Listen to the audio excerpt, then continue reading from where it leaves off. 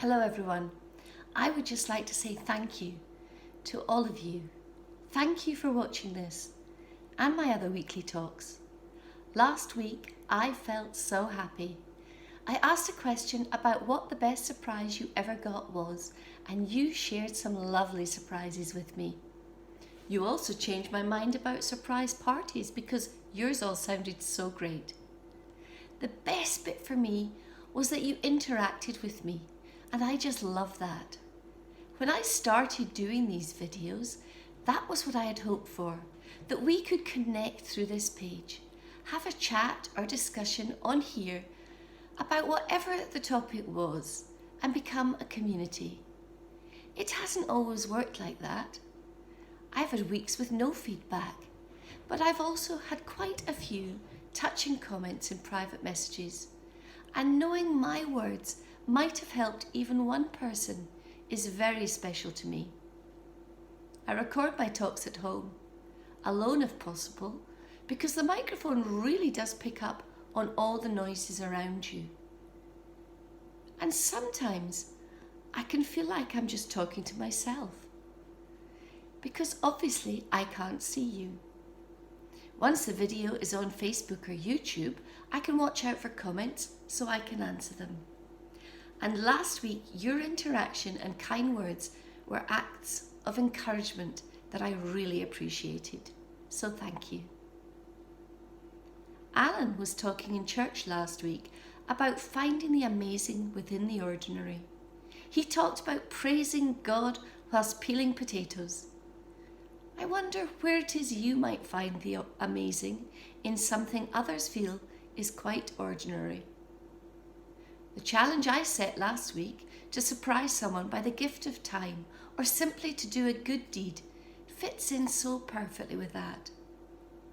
Jesus said to Peter, his disciple, "Feed my lambs, take care of my sheep, feed my sheep."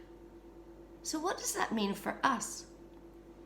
It means very simply to love one another, to remember to put into action that most important of all commandments. We are asked to love one another, which means to take care of each other. We can nourish each other in whatever way is needed by showing kindness, having tolerance and patience, by sharing hospitality with one another.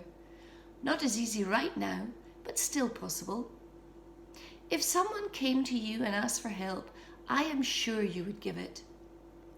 People are out there needing help, and we should make it our business to find out where we can make a difference. I believe it's in our nature as humans to try and help where it is needed. We see this goodness and desire to help in so many ways every day. We live in a world, sadly, where there are a great number of needs to be met, and whilst that is not a good thing, we can do something to help, which may seem very ordinary to us, but can have an amazing impact on others, which is great. There are so many people and charities and organisations out there trying to make a difference by looking after those in need. They feed the lambs, take care of the sheep. I took my granddaughter to the shops the other day. She had a whole £1.30 to spend. Now she is only 6, and she had written a list of what it was she wanted to buy, and this was quite a comprehensive list, including presents for Mummy, her wee sister, for her granny, and herself. As we walked through the town, there was a man sitting on the corner with a cup in front of him. She asked what he was doing, and I explained. "Can I give him my money, Granny?" she said. Well, I said yes, she could, but if she did, she wouldn't have money to spend at the shops. "But he needs it," she said. This little girl could see clearly where there was a need, and to her there was no question of doing anything other than helping out. She not only gave her money, but she also had a wee chat as we passed, and then another chat, and waved to her new friend as we left the shops too, and I think this meant as much to him as the money did.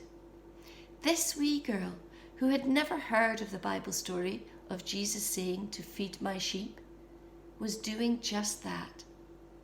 We could all do well to follow her lead, to try our best to see the needs that are all around us, within our lives, our church, our community, our world. You see, by following the commandment to love one another, by feeding the sheep, by looking out for each other, we are part of something truly amazing, something that takes the ordinary and everyday actions in our lives and makes them amazing. Along with feed my sheep, Jesus simply says, follow me. He said this to Peter and the disciples all those years ago, and he's saying this to us now. Follow me.